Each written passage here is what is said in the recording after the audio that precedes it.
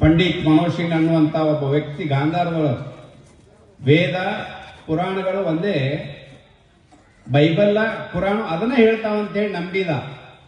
ನಂಬಿಕೆಯಿಂದ ಮದರ್ಸಗಳನ್ನ ಮಾಡ್ಲಿ ಬಿಟ್ಟು ಏನಾಗೋದಿತ್ತು, ಅವ್ರ ಧರ್ಮ ಅವ್ರು ಮಾಡ್ತಾರೆ, ನಮ್ಮ ಧರ್ಮ ನಾವು ಮಾಡ್ತೀವಿ ಅಂತ.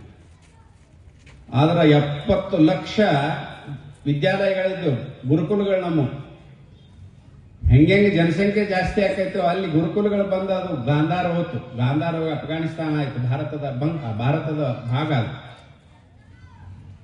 ಆಮೇಲೆ ಹರೀಶ್ ನಾವು ಕಾಶ್ಮೀರದೊಳಗೆ ನಾವು ಹಿಂದೂ ಮುಸ್ಲಿಂ ಅಣ್ತಂಬರಿದ್ದಂಗೆ ಏನು ಮದರ್ಸ ಬೇರೆ ಇಲ್ಲ ಗುರುಕುಲ ಬೇರೆ ಇಲ್ಲ ಅಂತ ಅನ್ಕೊಂಡ್ರು. ಕ್ರಮೇಣ ಅವ್ರ ಸಂಖ್ಯೆ ಜಾಸ್ತಿ ಆಯ್ತು. ಕಾಶ್ಮೀರದೊಳಗೆ ಹಿಂದೂಗಳ ಬದುಕುದು, ಪಂಡಿತರ ಬದುಕುದು ಕಠಿಣ ಆಯ್ತು. ರಾಜಾ ಶಶಾಂಕ್ ನಾವು ಬಾಂಗ್ಲಾದೊಳಗಿದ್ದ, ನಾವು ಹಿಂದೂ ಮುಸ್ಲಿಂ ಬಾಯಿ ಗುರುಕುಲನು ಒಂದ ಮದರ್ಸನು ಒಂದ ಸುಮ್ಕುತ್ತ. ಕ್ರಮೇಣ ಸಂಖ್ಯೆ ಆಗಿ ಬಾಂಗ್ಲಾದೊಳಗೆ ಅವರು ಜಾಸ್ತಿ ಆದರು. ರಾಜಾ ರಣಜಿತ್ ಸಿಂಗ್ ಪಾಕಿಸ್ತಾನದೊಳಗೆ ನಾವೆಲ್ಲ ಒಂದೇ ಅಣ್ತಂಬರಿದ್ದಂಗೆ ಅವ್ರು ಗುರುಕುಲ ಮಾಡ್ಲಿ ಈ ಕಡೆ ಮದರ್ಸನು ಮಾಡ್ಲಿ ಅಂತ ಹೇಳಿದ್ರು. ಅದನ್ನ ಕಾರಣಕ್ಕೆ ಪಾಕಿಸ್ತಾನ ಬಿಟ್ಟು ಹೋತ್ ನಾವು. ಎಲ್ಲೆಲ್ಲಿ ನಾವು ಎಲ್ಲ ಬಾಯಿ ಅಂತ ಕೂತೀವಿ ಅಲ್ಲೆಲ್ಲ ಕಿಸ್ಬಾಯಿ ಆಗಿವಿ.